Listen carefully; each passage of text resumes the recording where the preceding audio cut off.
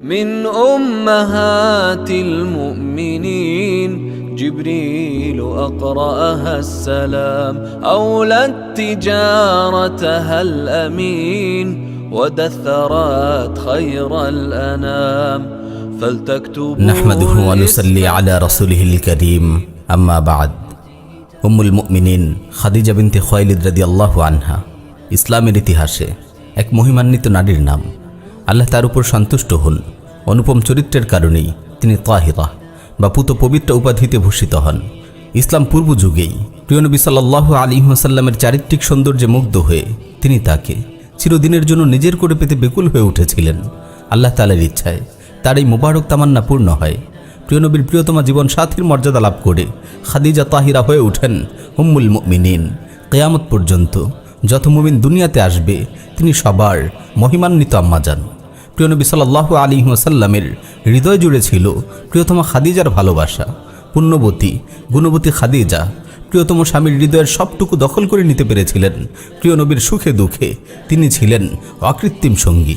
সাহিহ বুখারীতে এসেছে, হেরা গুহায় জিবরাইল আলাইহিস সালাতু ওয়াস সালামের সঙ্গে মোলাকাত হওয়ার পর রাসূল সাল্লাল্লাহু আলাইহি ওয়াসাল্লাম যখন ভীত সন্ত্রস্ত হয়ে প্রিয়তমা স্ত্রী খাদিজা রাদিয়াল্লাহু আনহার কাছে ফিরে এলেন, তখন তিনি তাকে বললেন, আয় খাদিজা মা আলী লাকাদ খাশিতু আলা নাফসি। খাদিজা, আমার কি হয়ে গেল? আমি নিজের জীবনের ব্যাপারে আশঙ্কা করছি। তারপর তিনি হেরা গুহায় ঘটে যাওয়া সব ঘটনা শোনালেন।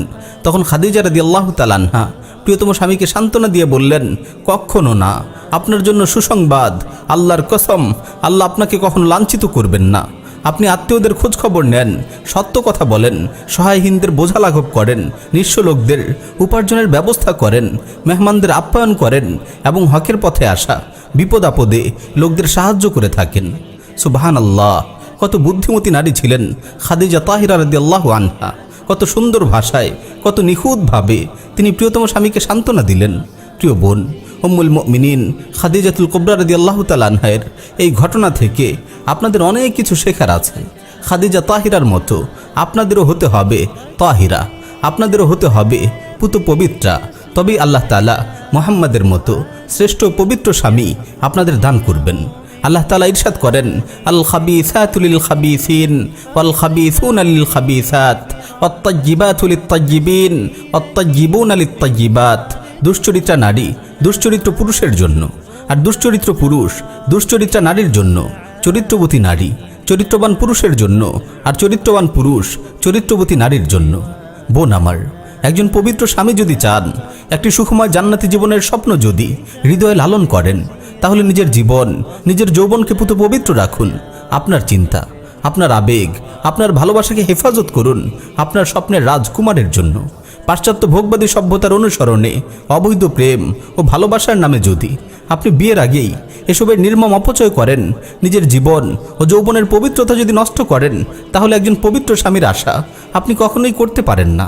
একটি সুখময় দাম্পত্য জীবন আপনার কপালে কখনোই জুটবে না। আপনি যেমন নিজের আবেগ অনুভূতি, ভালোবাসা ও যৌবনকে কুলুষিত করেছেন, তেমনি আপনার জীবনে এমন এক পুরুষ আসবে যে আপনার মতোই তার আবেগ অনুভূতি ও যৌবনের পবিত্রতা নষ্ট করে বসে আছে। সুতরাং সাবধান হে বোন, নিজের জীবনকে নিজের হাতে বরবাদ করবেন না। প্রিয় বোন, আপনারও কি মন চায় না মুহাম্মদুর রাসূল ও খাদিজা তাহিরার মতো একটি সুখময় জান্নাতি জীবন লাভ করতে? বোন, আপনি কি জানেন প্রিয় নবী সাল্লাল্লাহু আলাইহি ওয়াসাল্লাম তার প্রিয়তমা স্ত্রী খাদিজাকে কত ভালোবাসতেন? প্রিয়তমার মৃত্যুর পর বহু বছর অতিবাহিত হয়েছে, কিন্তু তিনি কখনো প্রিয়তমা খাদিজা তাহিরাকে ভুলতে পারেননি। মুসনাদে আহমদ ও আল মুআজামুল কাবীরে সহিহ সনদে বর্ণিত হয়েছে, হযরত আয়েশা রাদিয়াল্লাহু আনহা বলেন, একবার খাদিজার বোন হালা রাসূলের ঘরে প্রবেশের অনুমতি চাইল। রাসূল সাল্লাল্লাহু আলাইহি ওয়াসাল্লামের অবস্থা দেখে মনে হচ্ছিল যেন খাদিজাই অনুমতি চাইছেন। দুবোনের কণ্ঠস্বর একই রকমের হওয়ার কারণে রাসূল সাল্লাল্লাহু আলাইহি ওয়াসাল্লামের মনে খাদিজার কথা উদিত হলো। তিনি বলে উঠলেন, ইয়া আল্লাহ, এ যেন হালা হয়। আয়েশা রাদিয়াল্লাহু তাআলা আনহা বলেন, তখন আমার ঈর্ষা জেগে উঠল।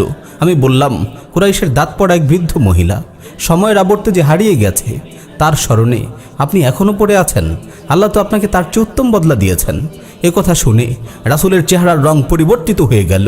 তার এমন চেহারা আমি কেবল দেখেছি যখন তার উপর ওহী নাজিল হতো কিংবা আকাশ কালো মেঘে ঢেকে যেত। তিনি বললেন, আল্লাহ তাআলা খাদিজার চাইতে উত্তম কাউকে দেননি আমায়। যখন মানুষ আমার সাথে কুফরি করেছে তখন খাদিজাই আমার প্রতি ঈমান এনেছিল। যখন মানুষ আমাকে মিথ্যা প্রতিপন্ন করেছে তখন খাদিজাই আমাকে সত্যায়ন করেছে। মানুষ যখন আমাকে বঞ্চিত করেছে খাদিজাই আমাকে তার সম্পদ দিয়ে সাহায্য করেছে। অন্য সব স্ত্রীর মাধ্যমে যেখানে সন্তান পাওয়া থেকে আমি বঞ্চিত, আল্লাহ খাদিজার মাধ্যমে আমাকে সন্তান দান করেছেন। এরপর আয়েশা রাদিয়াল্লাহু তাআলা আনহা বললেন, সেই সত্তার শপথ যিনি আপনাকে সত্যসহ প্রেরণ করেছেন, আমি আর কখনো তার সম্পর্কে মন্দ কিছু বলবো না, সব সময় তার প্রশংসাই করব। আল্লাহ তাআলা আমাদের সকল বোনকে খাদিজা তাহিরার মতো পবিত্র জীবন দান করুন। আমিন ইয়া রাব্বাল আলামিন।